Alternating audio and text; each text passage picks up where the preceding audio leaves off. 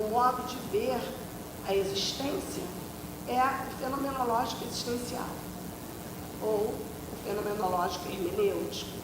Isso implica logo em duas considerações que fazem com que o modo que o nosso grupo aborda o suicídio, ele vai se diferenciar muito das práticas mais hegemônicas, dos modos de ver mais hegemônicos.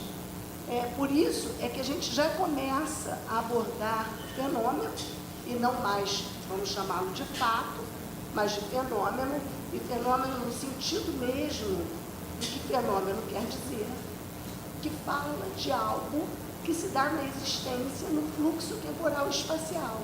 E como tal, ele jamais pode ser destacado da existência e, uma vez destacado, caracterizado com elementos identificatórios. O fenômeno acontece no fluxo, na experiência, onde tudo está em jogo. Se você tirar do jogo, você já está falando de outra coisa, não mais daquilo que você quer tratar. Para isso, nós dizemos que assumimos, logo de início, uma postura antinatural frente ao fenômeno. Bom, mas o que é uma postura antinatural? A postura antinatural diz que quando a gente olha para um fenômeno fenomenologicamente, a gente deve, a princípio, suspender tudo o que se diz sobre o fenômeno. Então, veja bem, se eu vou trabalhar no fenômeno suicídio e quero assumir uma postura fenomenológica, ou seja, antinatural, ou seja, contrário daquilo que naturalmente se diz, eu preciso, primeiramente, tudo que eu ouvi falar, tudo que eu sei sobre o fenômeno, tirar do meu campo de visada. Por quê? Se eu olho o fenômeno a partir do que se diz, eu não vejo mais o fenômeno, mas vejo o que se diz do fenômeno. E o nosso interesse em todo o nosso grupo de pesquisa era poder ver o fenômeno do suicídio tal como ele se dá na experiência cotidiana, tal como ele se dá na medianidade cotidiana. Então, para isso era preciso tudo que se diz, por exemplo, acerca de perfil de suicida, fatores de risco, estereótipos de suicida, eu tenho que retirar isso tudo do meu campo de visão, porque senão eu não vejo mais, porque já foi visto. E já, eu me lembro bem da poesia do Fernando Pessoa, na voz de Alberto Caeira, que ele diz, da criança desconhecida, que quando eu não vejo e apenas repito o que foi dito, eu conheço o fato, o tema, mas se eu não vi o tema, eu não sei sobre ele. Então, a nossa ideia é de não conhecer o tema, mas de saber sobre ele. Por isso que a nossa pesquisa, que o Arthur falou aí, por um núcleo de atendimento clínico a pessoas que pensam em suicídio, eu sou psicóloga clínica, e a segunda parte, uma análise fenomenológica do discurso clínico daqueles que pensam dar fim à vida, ele vai se ater, a pesquisa vai se ater, basicamente, a ideia de que é preciso estar com aqueles que tentam suicídio, é preciso estar com aqueles que pensam em suicídio, para que a gente possa saber o que está em questão quando se pensa em suicídio. Por isso é que a nossa pesquisa, ela ficou muito em cima dos próprios atendimentos clínicos que eram registrados, a fim de que a gente pudesse se aproximar daquilo que acontece e para que o acontecimento se mostrasse para nós na forma do acontecimento. Bom, mas aí vocês podem pensar assim, bom, mas é só isso? Como é que você vai se aproximar? Obviamente que não. Primeiramente, o que demorou muito tempo na nossa pesquisa foi fazer com que os alunos, as pessoas que fossem fazer os estudos, a equipe, que não é só de alunos, é de profissionais também, formados em psicologia e com experiência, pudessem se apropriar dessa atitude antinatural.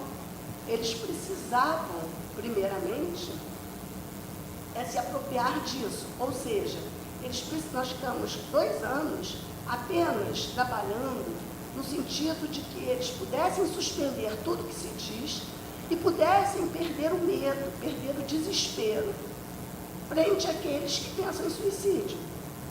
Uma das questões que mais me preocupam quando há alguma situação de quase suicídio aqui na UERJ é que o aluno que vai lá, ou o profissional que vai lá, ele esteja tão ou mais desesperado do que aquele que está pensando em suicídio.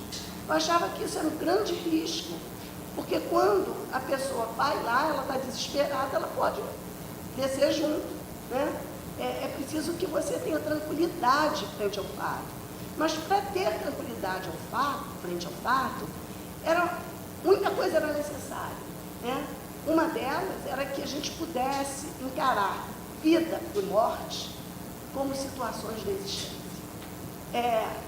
Vida e morte como algo que é igual. Viver e morrer faz parte da existência. Viver e morrer não são dicotômicos, né? Vida e morte são indissociáveis. E a gente vai percebendo, na medida em que a pesquisa vai avançando, que a gente pensa vida e morte como coisas dicotômicas e que a vida deve ser mantida a qualquer preço, mesmo ao preço de evitar a morte, sem que haja nenhuma condição, nenhuma dignidade para que a vida possa ser sustentada. Veja bem o que eu estou dizendo para vocês. Eu vou contar um episódio pequenininho que não estava previsto, né, no que eu ia falar para vocês, mas vou contar para vocês que eu achei muito interessante.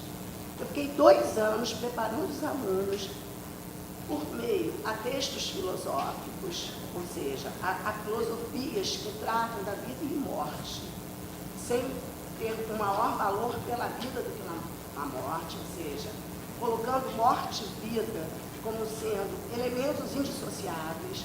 Nós lemos contos, romances, que tratavam de situações de suicídio de uma forma totalmente diversa da forma como é tratado cientificamente. E eu tinha um maior orgulho, que eu dizia que o meu grupo estava totalmente preparado, ou seja, haviam se apropriado da atitude antinatural para poder atender as pessoas que pensavam em suicídio. Bom, até que há um mês atrás, mais ou menos, tinha umas meninas da minha equipe, aqui na UERJ, estavam aqui, e uma moça estava tentando se jogar. E eu falei, mamão com açúcar, né? Porque eles vão tirar isso de letra. Não foi o que aconteceu. Eles ficaram tensos com a situação. Ficaram tensos como as outras pessoas ficaram. E aí eu me lembrei do poema do Fernando Pessoa, na voz do Alberto Caeiro. Conhecer não é saber, porque saber é ver, conhecer é ter ouvido falar. Eles também só tinham ouvido falar, eles não sabiam. Você descansar a voz um pouquinho. Esse é o problema da informação e da formação a que eu me referi. Informação nessa hora não adianta nada. Deu para descansar? Deu para descansar um pouquinho? Obrigada, Celso. Então, o que acontece? Exatamente isso. A gente viu que aquilo tudo que nós havíamos estudado, lido, né, os romances, as poesias, não tinham adiantado de nada. Bom, então, quer dizer, de nada não, mas nessa hora a menina também entrou em desespero. Quando eu estava outra vez com o grupo, aí eu fiquei aquela noite toda pensando sobre isso, né? Antes de dormir eu já sabia o que tinha acontecido. No dia seguinte nós tínhamos encontro com um grupo, e eu, pensando à noite, eu falei assim, mas só o fato da menina querer se jogar foi o que desesperou? Aí me veio a ideia de perguntar ao grupo que se eles tivessem visto essa mesma menina ser atropelada ali na São Francisco Xavier e ficasse no chão, ficasse por um tempo, mesmo que não morresse, se eles estariam impressionados também. Eles pensaram um pouquinho e disseram que sim, também ficariam impressionados. Então, eu me dei conta que não é bem o suicídio, não é só o suicídio que mobiliza, né? A morte é o grande mobilizador. O que está em questão aí é o modo que nós, do mundo ocidental, de um mundo moderno, tá? Com determinações extremamente valorativas da vida, lidamos com o fato da morte. A morte, para nós, tem outra valoração, diferente dos homens gregos, por exemplo, dos gregos clássicos. Para a gente, a morte significa fraqueza, significa fragilidade, impotência, né? Tudo isso relacionado à máxima do mundo moderno. Uma máxima que, por mais que a gente não saiba, ela perpassa todos nós, que é: a vida deve ser o bem supremo, ou a vida deve ser mantida a qualquer preço, né? A vida como bem supremo é algo que a gente herda do mundo cristão, né? Ela era um bem supremo no mundo cristão, porque ela era dada por Deus. E o que Deus dá tem que ter uma supremacia para além da própria existência terrena. E no mundo moderno, no mundo moderno a gente herda essa questão, essa ideia, ou essa orientação do mundo moderno, a gente herda essa orientação do mundo cristão. A vida deve ser mantida a qualquer preço, mas agora o protagonista, mantenedor dessa vida, passa a ser a ciência. Então, todos nós acabamos nos mobilizando, achando que nós somos responsáveis pela manutenção da vida, que deve se dar a qualquer preço. Então, esse fato foi mostrando essa ideia, que é a ideia que prevalece e que nos dificulta muito, principalmente aqueles que estão entre nós, que somos profissionais de saúde, porque acabamos assumindo essa máxima de que nós somos responsáveis pela manutenção da vida do outro. Logo, se nós não conseguirmos mantê-la, nós nos tornamos culpados por não conseguir essa manutenção. Então, isso aí é o que ficou na ideia básica. Mas vamos lá ver se sempre foi assim, né? Se sempre a vida deveria ser mantida a qualquer preço. Bom, vamos procurar isso nos mitos gregos, vamos procurar isso no próprio início do mundo cristão, vamos procurar no mundo pré-cristão, vamos até aos primeiros latinos, pessoal de origem romana, os escritores, os pensadores, e até ainda até hoje, mas lá mais assintosamente, a vida, a morte, o suicídio não tinha o estigma que tem hoje, né? Nem a mesma palavra suicídio existia. A palavra suicídio, ela vai aparecer em torno do século XVII. Antes nem mesmo a palavra existia. E muitas vezes os atos de colocar fim à vida, ou como eles chamavam de morte voluntária, era algo considerado nobre, né? Quer dizer, seria assim um ato de dignidade, que vai se perdendo historicamente. Se você pegar o apóstolo Paulo faz vários elogios ao suicídio, sem usar a palavra suicídio, mas ele dizia que o que ele mais queria era finalizar com a vida dele. Então, várias vezes ele vai colocando isso e não finalizando pelo dever de propagar as ideias de Cristo, mas ele queria, né? Ele queria por fim a sua vida. O que vai acontecendo? Na medida em que esses cristãos arcaicos vão entendendo que sair dessa vida para ir para outra vida era algo que fazia com que eles merecessem o reino dos céus, que era um reino muito melhor do que o reino da terra, e aqueles que viviam uma vida dura, árdua, né, queriam morrer, porque eles queriam sair dessa para um mundo melhor. E começa a haver muitos suicídios. Então, as pessoas começam a colocar fim na sua vida. Como eu disse para vocês, a palavra suicídio não existia, mas eles começam a colocar fim à sua vida para poder, então, ir para o reino que prometia uma vida melhor. Mas o que acontece? Com isso, a mão de obra ia se escasseando. porque não havia gente para trabalhar, né?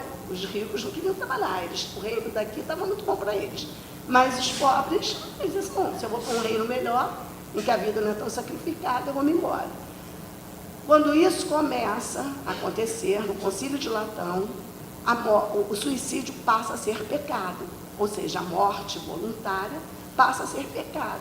Ou seja, quem já leu o Inferno de Dante sabe o que seria, o que vai se dizer, os cristãos vão dizer naquele momento. Aqueles que se suicidam, que terminam com a própria vida, cometem um pecado que vai levá-los não para o reino dos céus, mas vai levá-los para o inferno retratado por Dante, né? Então, o que acontece? A partir daí, o suicídio passa a ser pecado, né? Não só pecado, né? Na Inglaterra, até bem pouco tempo, o suicídio era crime. Então, o suicídio, ou seja, aquilo que assim eu considero o mais livre do homem, não tem nada que dê ao homem mais liberdade do que acabar com a sua vida. Não estou fazendo elogio não, tá? Eu estou só defendendo uma tese. Não estou elogiando, senão não teria um núcleo de atendimento a pessoas que pensam em suicídio. É só para a gente poder flexibilizar essa lida que a gente tem com a morte. Então, o que acontece? Por que mais livre?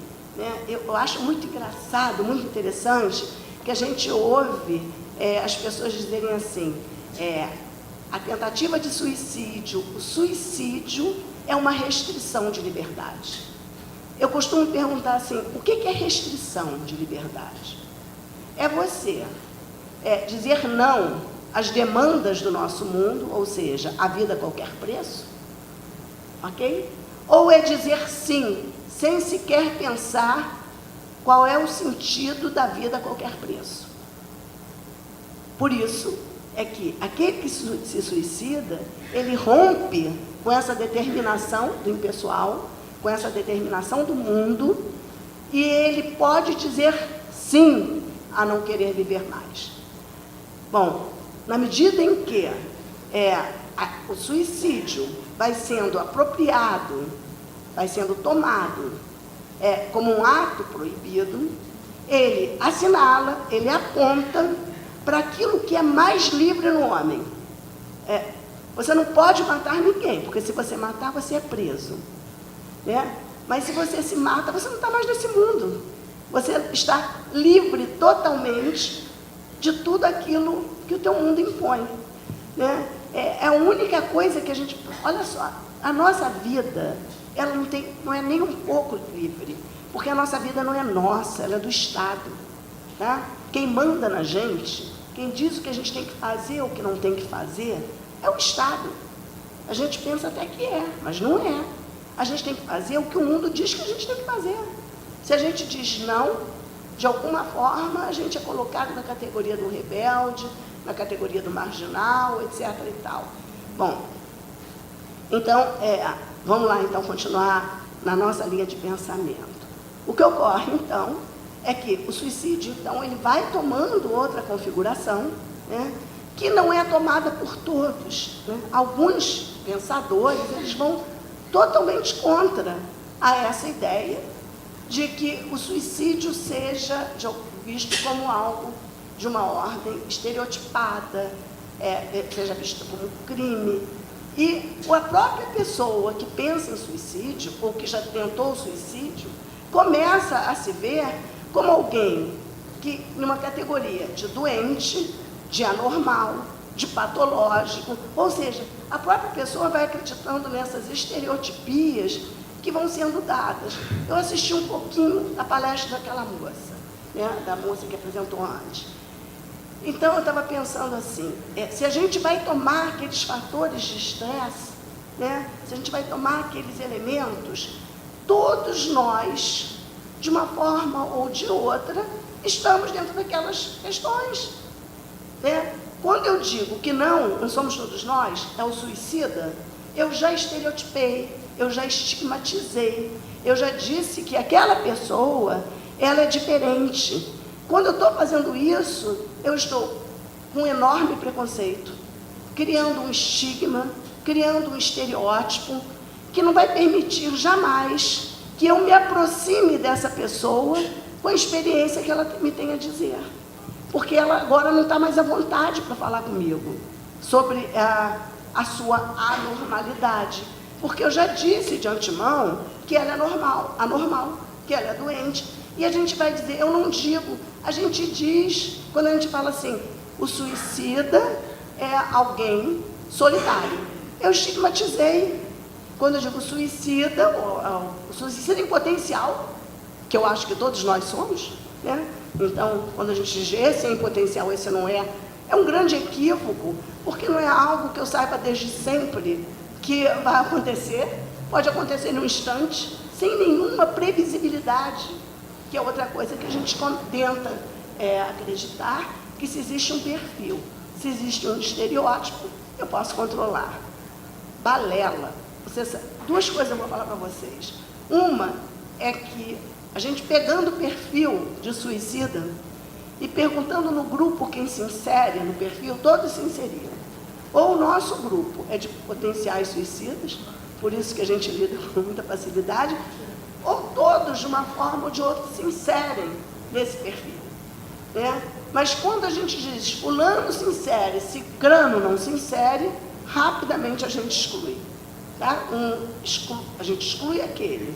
Excluiu, colocou num rol daquele que precisa de tutela, daquele que não pode decidir por si só o caminho da sua vida. Bom, o que eu estou alertando é que, se a gente parte, e o nosso grupo trabalha nesse sentido, de que o potencial, aquele que tem potencial suicida, é estranho, já vai ficar muito mais difícil me aproximar do que ele tem a dizer, né? Se eu parto do princípio de que ele tem que se adequar a um perfil, eu já estou dizendo de antemão da experiência da pessoa e não estou deixando mais que a pessoa me traga a experiência. Bom, o que a gente percebeu também no nosso grupo de pesquisa? Nós percebemos que as pessoas que nos procuravam, tá? Elas nos procuravam até muitas vezes encaminhadas pelo NASCE e por outros departamentos, institutos aqui da UERJ. Elas eram encaminhadas, e são até hoje, com a queixa de suicídio. Mas quando elas começam a falar com a gente, o suicídio desaparece. E as questões que vão aparecer são as mesmas questões que aparecem em todos nós. Nós fizemos uma pesquisa, eu tenho as conclusões da pesquisa, nós temos os relatos das pessoas, eu comparei com relatos de pessoas que não vêm com queixa de suicídio. Se eu colocar, eu vou fazer até isso, colocar os dois, a gente não vai saber qual é o potencial suicida e o que não é, né? Então essa foi a primeira coisa que a gente averigua. A segunda que a gente averigua é que aqueles casos de suicídio, é claro que a pesquisa ainda está em andamento, dos que se jogam realmente, não houve uma procura por atendimento, né? Na maioria, não em todas. Então, essa é outra questão que a gente tem que guardar para poder entender, agora a gente vai estudar até as cartas dos suicidas, para poder entender o que está em questão, porque aquele que procura atendimento mostra elementos que provavelmente que aquele que se joga, provavelmente, não tenho certeza, não pesquisei, não apresentaria. Então, como eu disse para vocês, Camus, David Hume, Foucault, etc., etc., etc., todos eles não se referem ao suicídio como se fosse algo de uma ordem insustentável, né? A crítica que eu faço a eles é porque eles chegam a fazer um elogio ao suicídio. E eu não acho que seja uma questão nem de elogiar, nem de repudiar, tá? Então, nem de estabelecer estereótipos e preconceitos, nem de elogiar. É poder saber o que está em questão quando alguém pensa em suicídio. E aí a gente... a menina disse que ia revisar o tempo, ainda tem bastante, né? Então, eu vou mostrar para vocês algumas situações clínicas que vão... clínicas, então, de pessoas que pensam em suicídio, mas não se suicidaram, senão não estariam lá, como é que as questões se apresentam? Então, a primeira, tá, é de uma senhora, 105 anos, que pensa em suicídio, pensa em acabar com a vida, porque ela não suporta mais viver. Ela não suporta mais viver todo dia as mesmas coisas. Tudo se repete, tudo é uma eterna repetição. Então, ela tem 105 anos, todos os seus já morreram, né? Então, seu marido, seus filhos, né? Seus netos, e ela está sozinha no mundo. Mas isso não é ruim, porque ela pode se cuidar, ela pode estar num lugar legal, né? Mesmo idosa, e ela não se sente infeliz, ela não tem nenhuma tristeza, ela só está cansada, né? E o que ela vê, que se ela morresse, ela descansava. Inclusive, ela chega a se referir da sorte daqueles que conseguem morrer aos 90 anos, né? Porque eles não precisam repetir ad eternum aquilo, tá? Então, a ideia é basicamente essa, tá? Quando você vai ler as pesquisas sobre suicídio na terceira idade, as pesquisas sobre terceira idade falam muito mais em termos do estereótipo do idoso suicida, do que praticamente, do que aquilo que está em jogo quando a pessoa pensa em dar fim à vida. O idoso, estou falando do idoso. Então, as pesquisas falam do perfil do idoso suicida. Eu fico extremamente preocupada, porque eu já sou idosa. E uma é que ele é solitário. Eu sou extremamente solitária, adoro a solidão, tá? Outra é que ele já cansou de festas, já cansou de participar, mas eu já cansei, né? Bom, e aí eu digo assim, olha, toma cuidado, eu tenho potencial suicida. Porque você não foi nas minhas festas. Então, Celso, você precisa me convidar, Celso. Vou dar uma festa agora, olha só, vou dar uma festa agora em outubro, entre meu aniversário. Nessa festa eu estou levando um cliente esquizofrênico que tem música, e um grupo de músicos para tocar. Então isso vai ser uma coisa maravilhosa, né? Talvez eu acho que dessa vez você repete, porque eu acho que casamento, batizado, festa de 15 anos é uma eterna repetição. Aquilo é muito chato. Aquilo é muito chato. Então, o que eu estou dizendo para vocês, então? E por que eu trouxe a experiência dessa senhora? Para mostrar para vocês que o que ela está trazendo diz respeito àquilo que ela quer fazer com a vida dela, tá? Quando um profissional vem e interfere, mandando internar, mandando medicar, o que a gente está fazendo é tirando a liberdade dela de pensar, porque ela nem comete, mas ela pensa nisso como projeto, como sentido de vida. Que a outra coisa que a gente costuma dizer é que a morte não dá sentido à vida. Não, enquanto a vida, pensar na morte e pensar no que vai fazer no dia seguinte é vida, né? Vida que quer viver e vida que não quer viver, mas é vida, ou seja, quando a pessoa pensa em suicídio, aquilo tem um sentido. Nós, como psicólogos, temos que procurar o sentido do que está em jogo naquela experiência, né? Sem desespero, porque pode ser que o que a pessoa traga, ou que ela queira, é poder ter a quem contar aquelas coisas, porque normalmente não se pode. Quando a pessoa começa a falar, rapidamente a gente manda ela parar. Mas os poetas, né, os escritores, os filósofos, não esquecem disso. Se vocês lerem o conto da Clarice Lispector, Um Passeio a Petrópolis, esse é o nome de compositor. Se vocês lerem esse conto, vocês vão ver que Clarice Lispector trata de uma senhora idosa, né, que também já morreram todos da família, mas ela é pobre, nordestina, e aí está aqui no Rio de Janeiro, não, ela é nortista, ela é do norte. E Clarice Lispector adora mostrar toda a interferência, toda a dor, todo o sofrimento, é óbvio que não é hoje, a Clarice Lispector é do século passado, do nordestino que vinha para o Rio de Janeiro. Não falava em São Paulo porque ela se remetia ao Rio, que era onde ela vivia. Então, ela trata dessa situação dessa senhora que morava nos fundos de uma casa aqui em Botafogo. Só que a família começa a se incomodar com a velhice, porque ela é uma senhora extremamente agradável, ela vivia sorrindo, e até o sorriso dela começa a incomodar, e uma das filhas querem tirá-la daquele lugar, querem que ela saia.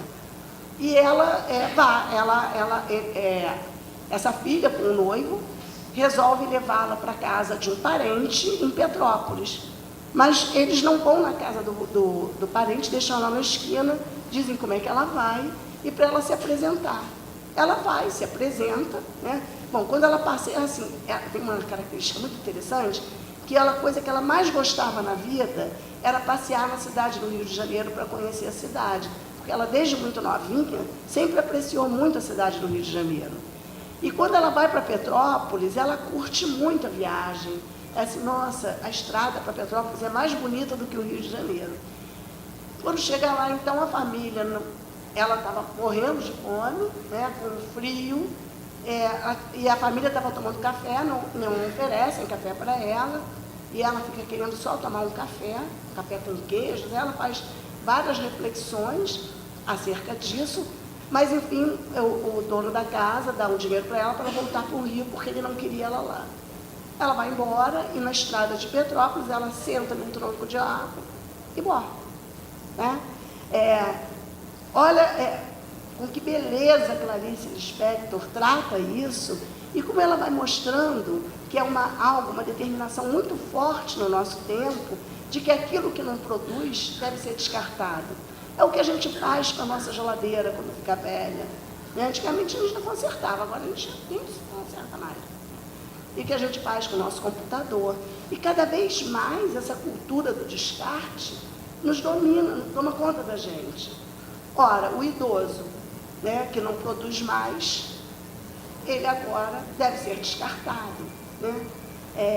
Quantas vezes os idosos preferem sair da vida, ou seja, preferem o autodescarte do que ser descartados por outrem. É só para vocês compreenderem, não vou me posicionar moralmente, que eu vou passar para o segundo caso de suicídio. Eu ainda tenho uns 10 minutos, 15 minutos. Tá bom. O segundo caso, alguns alunos daqui já ouviram, meus alunos já ouviram, é o da Jujuba. Né? A Jujuba era uma menina de 9 anos, e essa menina de 9 anos, ela é levada ao psicoterapeuta por tentativa de suicídio. Ela já havia tentado 5 vezes suicídio. Nos 5, obviamente, ela não tinha conseguido consumar o ato. E a avó leva ela à terapia e diz para ela, e diz para a terapeuta, que vai ser muito difícil, porque a menina tinha dificuldades com psicólogos, porque ela cuspia, não é essa que cospe, não, essa arranhava, né? Arranhava, porque eu acho que é outra. Bom, eu não trouxe escrito, mas enfim, ela não se dava bem com psicólogos, e a própria menina disse que não gostava de psicólogos. Né? E aí, a avó avisa também que a menina não vai subir com a psicóloga para o consultório, para a sala de atendimento, porque só se ela fosse, porque a menina não ia sozinha. O que aconteceu é que a psicóloga foi receber a menina na recepção, e a menina subiu imediatamente com a psicóloga e deu adeusinho para a vovó.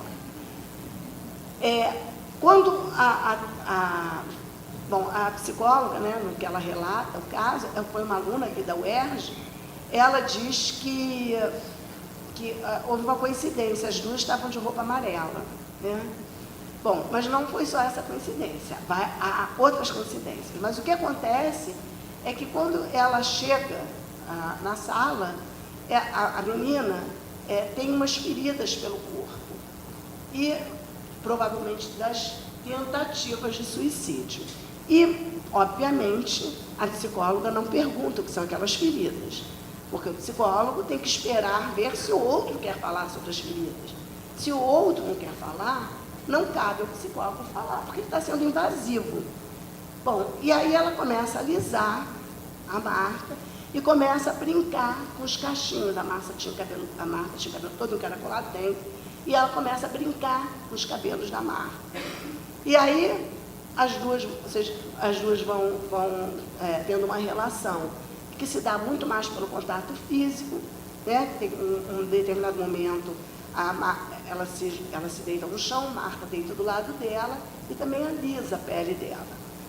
Num dado momento, a menina então resolve contar as tentativas de suicídio, que ela nunca havia contado para ninguém, né?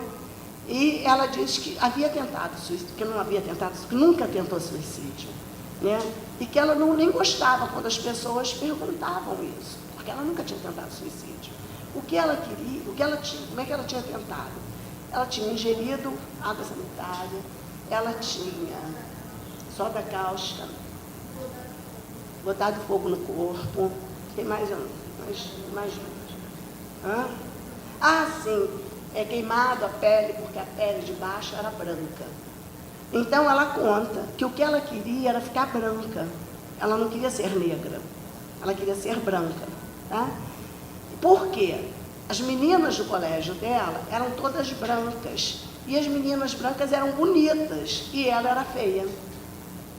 Então o que ela queria não era morrer, ela queria ter cabelos lisos e a pele branca. E quando ela mostra as feridas para Marta, diz assim, essas feridas é porque quando eu tiro a pele de baixo é branca, tá? Então, só que a Marta era negra e tinha os cabelos também enrolados como o dela. E ela vai se aproximando da pele da Marta. Bom, e aí várias coisas são trabalhadas no sentido de que a menina lide de outra forma com a cor dela, com o cabelo dela. É muito bonito. Para mim, assim, é o caso mais bonito de terapia que eu já acompanhei. É muito bonita a situação. Por fim, a menina, ela acaba sendo bem ativa no processo de valorização do negro, né? Então, ela muda do preconceito, né, que ela tinha com relação, que era um preconceito herdado pela própria avó, porque a avó mesmo, em algumas entrevistas, isso aí está tudo num livro, tá? No livro que nós publicamos juntos, só de situações clínicas infantis. Mas o livro não tem tudo, né? Então tem algumas coisas que eu tenho na memória e não estão no livro. Mas no livro não aparece isso, mas no processo de supervisão aparece que a menina, que a avó também tinha preconceito. E ela também trazia ideia de que os brancos eram mais bonitos do que os negros.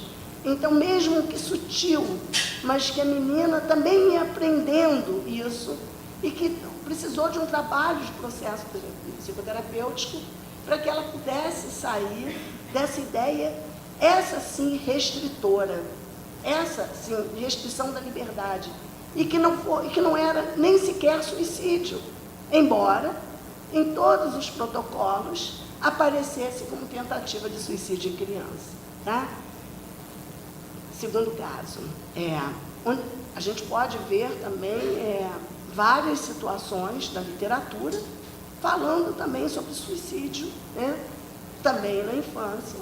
E uma delas é a da Lígia Fagundes, em que ela também conta a história Suicídio na Granja, em que ela vai contando também o modo como a criança interpreta suicídio. Nessa história, que parece que a Lígia Fagundes está se remetendo à sua infância, ela fala que o suicídio acontece quando se tem saudades daquele que se foi. Então, a ideia dela, a motivação para o suicídio é a saudade. Mas a saudade não implica em morte propriamente dita, implica em ir ver para voltar, né? A saudade é poder ver.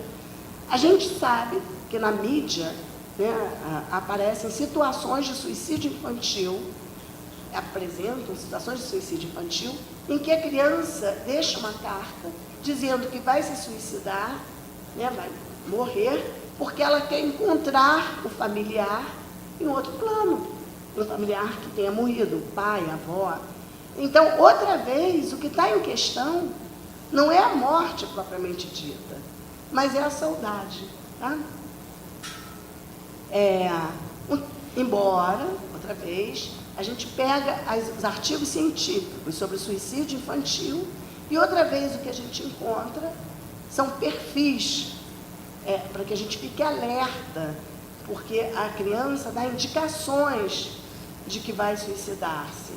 E a gente vê que muitas vezes, não tem indicação nenhuma, né? É súbito, né? É de repente que a criança sente saudade e resolve fazer.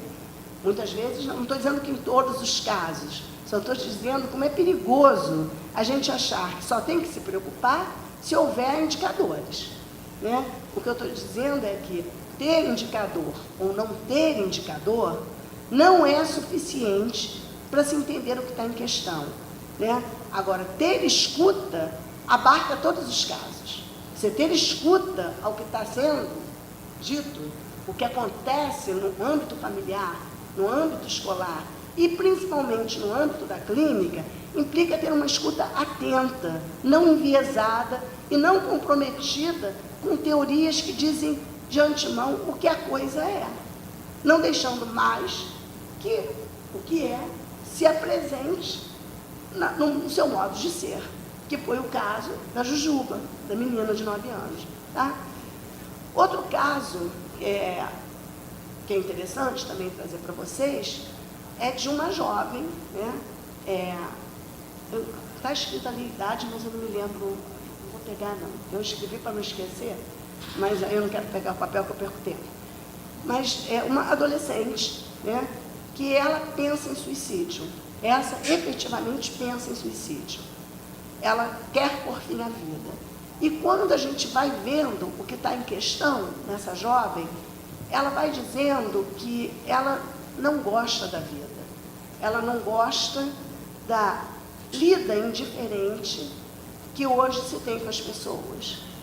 Essa menina mora numa comunidade e ela viu alguns amigos dela de infância serem assassinados pelo tráfico. E ela considera que há uma perversidade, que o homem é perverso, que até aqueles que são bons, eles são perversos, porque eles também deixam acontecer. Então, é assim que ela encara a vida, é assim que ela vê, ela perdeu amigos muito próximos, e isso a mobilizou no sentido de que não vale a pena. Quando ela vem para a terapia, ela vai relatando todo esse modo como ela enxerga as relações humanas. E ela enxerga de uma forma que, se a gente prestar atenção, é a forma que predomina hoje nas relações humanas, que é a forma da indiferença, né? Em que eu estou bem, o outro que se dane, o outro que cuide da sua vida, que eu cuido da minha. E é isso que a mobiliza, né? O que acontece é que não há espaço para ela falar disso, porque quando ela diz que não vale a pena viver, rapidamente o que vai se procurar é se o risco dela morrer, dela se matar, é iminente, então tem-se que logo arrumar aquilo, tem-se que internar, tem-se que medicar, não abrindo um espaço para que ela possa trazer as suas tensões. Isso vocês devem ter visto num romance que saiu há pouco tempo no Brasil, mas é antigo, que é Os 13 Porquês. Né? Os 13 Porquês, se a gente, bom, na minha interpretação, o que está acontecendo com a Hannah é justamente essa constatação da perversidade das relações, da indiferença das relações. Até que ela vai a um orientador, que nos Estados Unidos ou é psicólogo ou é pedagogo. E ela vai a um orientador, e no orientador também aparece, eu trouxe até o trecho para ler para vocês, mas não vou ler para não perder tempo. Até aparece, o trechinho do livro, aparece a indiferença do próprio orientador, que fica muito mais preocupado em arrumar as coisas do que propriamente em ouvir o que ela tem a dizer. Ele não consegue deixar que ela leve a termo aquilo que está mobilizando. Porque a preocupação dele era resolver a questão de modo a que a questão fosse abafada ou fosse resolvida. Não manchasse a escola. Exato. Exato. Isso. Mas a preocupação com aquilo que estava mobilizando a menina ficou secundário, entendeu? Então, a leitura da Hannah é da indiferença do mundo. E ela, por não suportar em viver da indiferença que o mundo tem se transformado, e é cada vez mais, ela opta por morrer, né? Ela deixa as fitas, que a gente pode pensar, as fitas foram vingança, as fitas é porque o suicídio é premeditado, as fitas é porque ela quis dar uma lição, ela realmente quis dar uma lição, mas não por vingança, nem era tão premeditado, porque se naquele momento o orientador tem outra conduta, ela provavelmente não se suicidaria, né? Ela pensava em, né? Bom, o que acontece é que isso não acontece, e aí o desfecho do livro é que a Hannah se suicida. Eu comecei a ler meio assim, achando que seria péssimo, mais um desses best-sellers americanos que não servem para nada, mas tinha que ler, que estava envolvida com o tema, e quando li, adorei, achei fantástico, né? Acho que vocês devem ler. Mas nas pesquisas científicas, vocês veem que eu estou sempre fazendo contraste com a ciência. Aliás, nas pesquisas, a Hannah nem teria perfil suicida. A Hannah gostava de festa, a Hannah gostava de grupo, a Hannah procurava ficar com as pessoas, a Hannah tinha uma boa relação familiar, ela se relacionava super bem com o fato da família estar passando por uma crise financeira. Então, ela nem sequer o perfil suicida em adolescentes, que aparece nas pesquisas, você não encontraria em Hannah. E aí eu vou entrar no outro caso, de um rapaz de 19 anos, 18, que procura psicoterapia pelo fim de um relacionamento amoroso.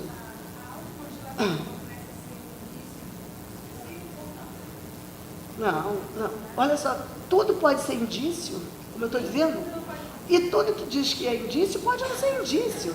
Hoje, se automutilar está na moda, né? Até adulto já está experimentando para ver que barato é esse, entendeu? E o que as pessoas alegam é que preferem essa dor do que a dor da alma. Mas no nosso mundo é proibido ter dor da alma. Celso, na nossa época a gente não ficava na fossa? Não era a maior curtição? A gente falava com os amigos, hoje eu estou na fossa. Ninguém chegava perto, porque todo mundo respeitava a fossa do outro. Hoje é proibido ficar na fossa. Hoje a gente tem que ser feliz o tempo todo. Somos jovens há 5 anos atrás. Há 5 anos atrás, isso mudou rápido. Isso mudou muito rápido, né? Então, o que acontece então? Esse rapaz tinha terminado com um relacionamento amoroso, aí foi preenchido o perfil e ele não tinha perfil de suicida. De maneira nenhuma. Ele era uma frustração amorosa, isso não é nada, né? Amanhã ele arruma outra, e pôde ir embora, sem prolongar a conversa, porque o perfil você em 5 minutos tira. Não tinha o perfil. E o menino, quando saiu do lugar que ele foi atendido, foi assistido, se suicidou. Então, o que eu estou dizendo para vocês? Outra vez eu estou chamando a atenção que é a escuta atenta, a escuta que não se apressa, né? A escuta demorada, né? Que deixa que o outro possa falar do que está em questão para ele. Lembra que eu falei para vocês que saber é diferente de conhecer? Conhecer é ter ouvido falar. Ora, para saber mais sobre ele, é preciso que ele possa falar sobre ele. Senão, rapidamente, eu vou achar que não tinha questão. E se ele foi procurar, é porque ele queria falar, né? Quem retrata muito bem isso é Goethe em O Sofrimento do Jovem Werther, né? Em que ele também se suicida por conta de uma decepção amorosa, tá? Qual é a diferença, né, do jovem Werther para os jovens de hoje, né? O jovem Werther, ele vive num momento em que as determinações eram românticas. E nas determinações românticas, suicídio era o maior barato. Suicídio por amor era do poeta, era assim o ápice da sensibilidade, né? Ok? Então, embora a gente hoje use como exemplo para os dias atuais, a gente tem que ver que existe uma diferença do acento daquilo que era naquela época do que é para hoje. O que aconteceu, o que foi péssimo, ao meu ver, é que quando o jovem Werther se suicidou no livro, né, ele usava um traje específico. E muitos jovens naquela época se suicidaram usando o mesmo traje. E eles fizeram uma relação entre divulgação do suicídio com os números de suicídios que aumentou naquela época.